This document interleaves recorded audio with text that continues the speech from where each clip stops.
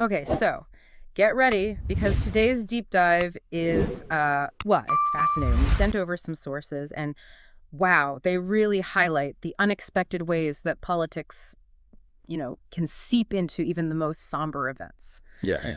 We're going to be talking about former President Jimmy Carter's passing and specifically the reaction to Donald Trump's statement about it. You shared a Reddit post, comments from our politics, and an article from The New Republic, both covering the story. Yeah, what's really intriguing here is that we're not focusing on disagreements about Carter's policies or his legacy, but rather on how Trump's attempt, at a respectful message created such a strong backlash from his own supporters. Exactly, yeah. It's like even a simple condolence message turned into a political Rorschach test. Right. So let's actually start by hearing what Trump said. He posted this full statement on Truth Social, and I'm going to read it so we can all get a sense of the tone. Quote, I just heard of the news about the passing of President Jimmy Carter. Those of us who have been fortunate to have served as president understand this is a very exclusive club, and only we can relate to the enormous responsibility of leading the greatest nation in history.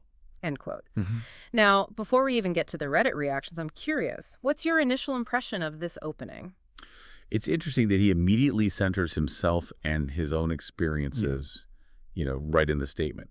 Even before acknowledging Carter's accomplishments or his impact, it's a subtle framing that already hints at his own perspective. Okay, interesting. Let's continue with the rest of the statement.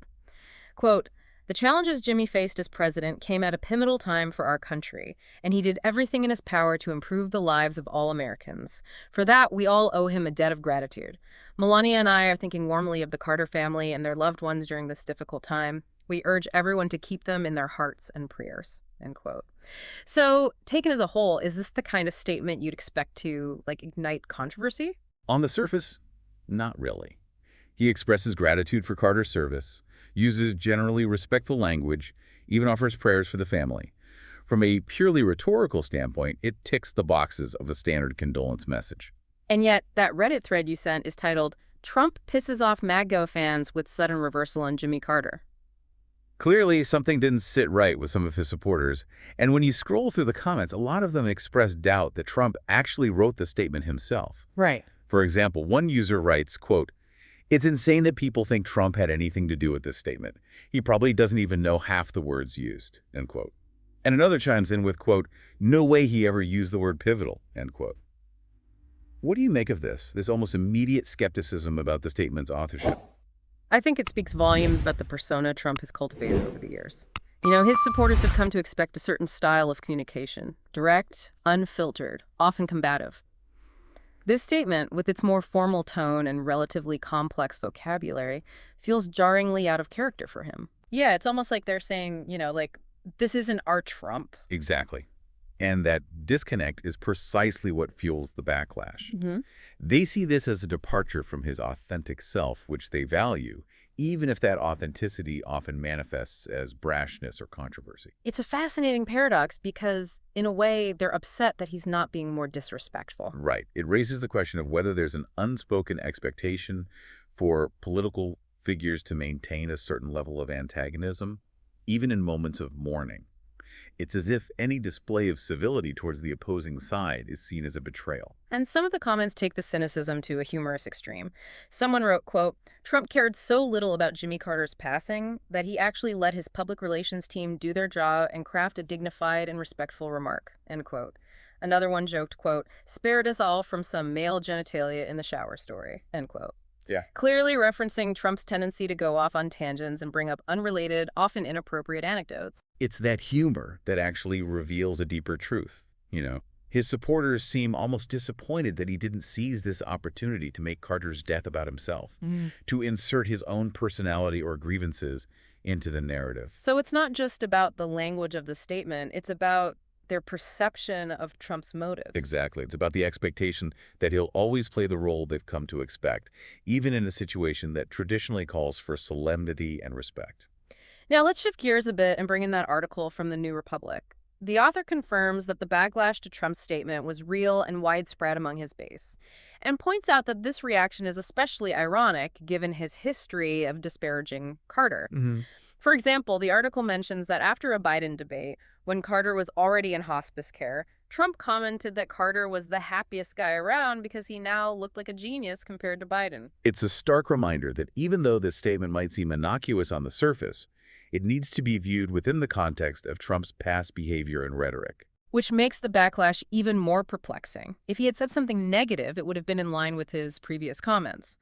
But the respectful tone is what seems to have thrown people off. It almost suggests that there's a greater tolerance for negativity and attacks than for civility or even basic decency in our current political climate. All right, so we've established that Trump's own supporters were surprised, even angered by his seemingly respectful statement about Carter. But what's even more fascinating is that the Reddit thread and the New Republic article both reveal this unexpected twist. Some of the strongest criticism of Carter comes from those who you might assume would be his allies. That's right. We often think of political divides as clear-cut, but this situation reveals a more complex reality. To illustrate this, let's look at a Reddit comment that says, quote, "I remember when people referred to Carter as the worst president in their lifetimes, and then we had Dubia and Trump," end quote. Right. So we have people who might be considered more left-leaning, expressing disillusionment with a Democratic president.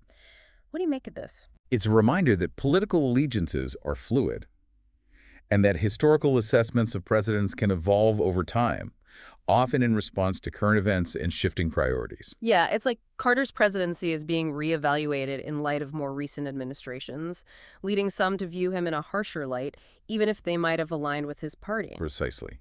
And this phenomenon isn't limited to the Reddit sphere.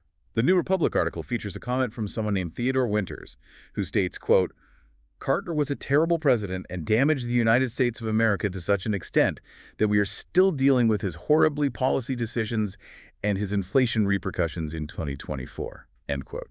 So we have strong criticism of Carter coming from both sides of the political spectrum, albeit for different reasons. It's a fascinating illustration of how someone's legacy can be contested and reframed depending on the prevailing political winds. Okay, so we've got these complex and evolving perceptions of Jimmy Carter, the unexpected backlash to Trump's statement, and this underlying sense of political tribalism influencing reactions on both sides. And all of this is just scratching the surface. We haven't even touched on the deeper implications this situation has for the state of political discourse.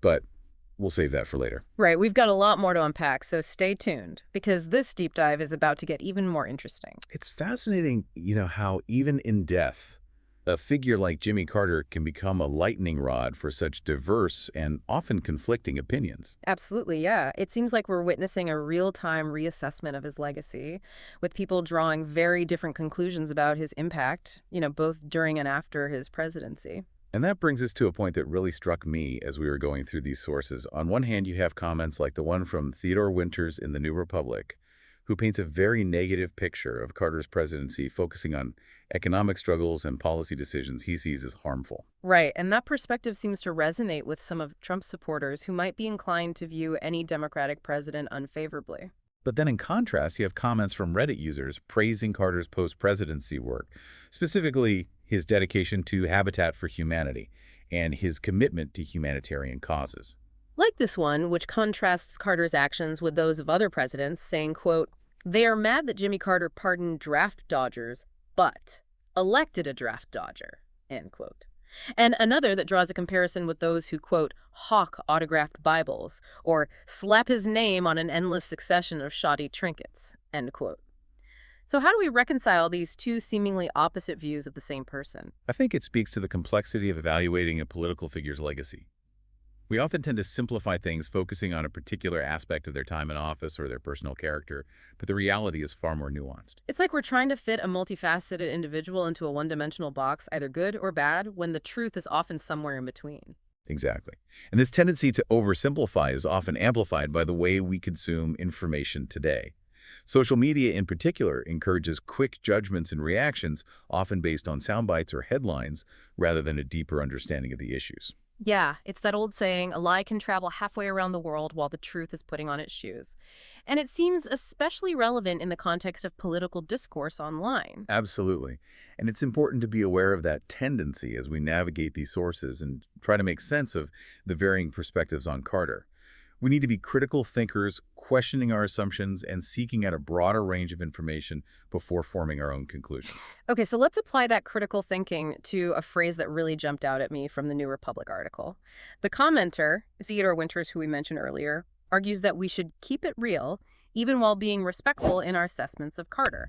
What do you think he means by that? That's a great question, and I think it gets to the heart of what's so challenging about political discourse today. On one level, he could be advocating for honesty, for acknowledging Carter's flaws and missteps as a president, even as we recognize the positive aspects of his life and legacy. But couldn't keeping it real also be interpreted as a justification for negativity? For prioritizing criticism over empathy, even in the context of someone's death. Absolutely, and that's where things get tricky. There's a fine line between expressing genuine concerns or disagreements and simply engaging in partisan attacks or mudslinging. Yeah, it seems like that line is becoming increasingly blurred, especially online, where anonymity and the lack of face-to-face interaction can embolden people to say things they might never utter in person. Right, and that brings us back to the broader implications this whole situation has for the state of political discourse. If even a seemingly simple event like a condolence message can become so polarizing, what hope is there for meaningful conversations about more complex and contentious issues? It's a sobering thought, and it seems like this expectation for politicians to always be on brand, to play to their base, even in moments of national mourning, only exacerbates the problem. Exactly. It creates this environment where authenticity is suspect, where any deviation from the expected script is met with skepticism or even outrage. It's like we've become so accustomed to the performance aspect of politics that we've lost sight of the fact that these are real people with their own complexities and contradictions. And that loss of humanity, that inability to see beyond the political labels and caricatures makes it incredibly difficult to find common ground or even engage in respectful disagreement. Which brings us to a point made by several Reddit users. This idea that Trump's statement wasn't actually written by him, but rather by a PR team trying to craft a more palatable message. Yeah, that cynicism, that assumption that everything is calculated and insincere, speaks volumes about the level of distrust that exists between the public and political figures. It's like we're constantly looking for the angle, the hidden agenda, rather than giving anyone the benefit of the doubt. And that creates a vicious cycle. The more cynical we become, the more politicians feel the need to perform and pander to our expectations, further eroding our trust in their authenticity. It's like we're trapped in a self-fulfilling prophecy of distrust and disillusionment. And that's a dangerous place to be because it undermines the very foundation of a functioning democracy, which relies on a certain level of faith in our institutions and elected officials. So we've got these interlocking challenges: political tribalism, the erosion of trust, the performance aspect of politics, and this tendency to oversimplify complex issues. Where do we go from here? How do we even begin to address these deeply ingrained problems? That's the million-dollar question, and unfortunately, there's no easy answer. But I think the first step is awareness. Recognizing these patterns, understanding how they shape our perceptions and interactions is crucial. So it's about becoming more conscious of our own biases, being willing to question our assumptions, and seeking out diverse perspectives. Exactly. And it's about demanding more from our leaders. Yeah. Not just in terms of policy, but also in terms of their conduct and how they engage with those who hold differing viewpoints. Yeah, it's about fostering a culture of respectful dialogue where disagreement is seen as an opportunity for growth and understanding rather than a threat. It's a tall order, Yeah. but I believe it's essential if we want to move beyond the current state of political dysfunction and create a more civil and productive society.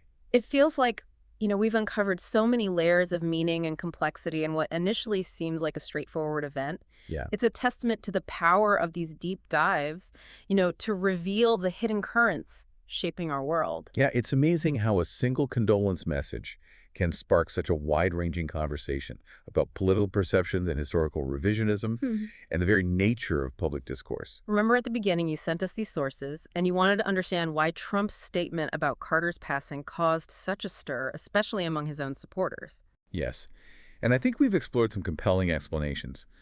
The disconnect between the statement's tone and the persona Trump has cultivated, the cynicism about his motives, the almost paradoxical disappointment that he wasn't more disrespectful, it all points to the deep-seated expectations and anxieties surrounding his brand of politics. Yeah. And then we have this added layer of those who might be considered more aligned with Carter ideologically actually being some of his harshest critics. It really throws a wrench into our typical assumptions about political divides. It's a powerful reminder that these labels we use, like left and right, liberal and conservative, often fail to capture the full spectrum of individual beliefs and experiences. And as we saw with some of the Reddit comments, historical assessments of presidents can shift dramatically over time, influenced by current events and evolving political I landscapes. feel like we're constantly rewriting the narrative of the past to fit our present-day perspectives. Precisely. And that tendency towards historical revisionism makes it even more challenging to have honest and productive conversations about political legacies. It's almost as if we're all vying for control of the narrative, trying to shape how history will remember these figures to suit our own agendas. Right. It's like that saying, history is written by the victors. But in this case, it seems like everyone wants to claim the mantle of victory, even if it means distorting or like cherry-picking facts to fit their preferred narrative. And that brings us back to the crucial question of finding common ground. Yeah. If we can't even agree on a shared understanding of the past, how can we possibly hope to bridge the divides that separate us in the present? Yeah, it's a daunting challenge, especially in an era where social media algorithms often reinforce our existing biases and create echo chambers where dissenting voices are silenced or drowned out. Absolutely. It's easier than ever to surround ourselves with information that confirms our preconceived notions, whether it's about Jimmy Carter's presidency or any other political issue. So, what can we do as individuals to break out of these echo chambers and engage in more meaningful dialogue? I mean, it feels like we've been circling around this problem throughout this entire deep dive. But what are some concrete steps we can take? Well, I think the first step, as we've touched on before, is cultivating awareness. We need to be mindful of our own biases, recognizing that we all have them, and being willing to challenge our assumptions. So basically, approaching information with a healthy dose of skepticism, especially when it comes from sources that align with our existing beliefs. Exactly. And beyond individual awareness, I think we need to foster a culture of intellectual humility, being willing to admit when we're wrong, being open to learning from those who hold different views, and recognizing that complexity and nuance are often more accurate reflections of reality than simplistic labels or generalizations. Right, it's like that quote from F. Scott Fitzgerald. The test of a first-rate intelligence is the ability to hold two opposed ideas in mind at the same time and still retain the ability to function. That's a perfect way to put it. And in the context of this deep dive, it means recognizing that Jimmy Carter, like any historical figure, was a complex individual with both strengths and weaknesses, successes and failures, and that it's possible to acknowledge both without falling into the trap of hero worship or demonization. So as we wrap up this deep dive, what are some key takeaways you'd like our listener to ponder? Well, first, remember those contrasting views of Jimmy Carter, Yeah. from worst president to humanitarian icon. It highlights how history is often reinterpreted through the lens of the present, and how political allegiances can influence our perceptions of even seemingly objective events. Mhm. Second, consider the implications of that phrase, keep it real. While it might sound appealing on the surface, it's worth asking ourselves whether it's being used to promote honesty or simply justify negativity and cynicism. Yeah. And finally, I encourage our listeners to reflect on this. If even respectful condolences can be met with controversy, what does that say about our capacity for civil discourse and our willingness to engage with those who hold different views? It's a thought-provoking question, and one that I think will stay with us long after this deep dive ends. Thanks for joining us on this journey, and we'll see you next time for another fascinating exploration.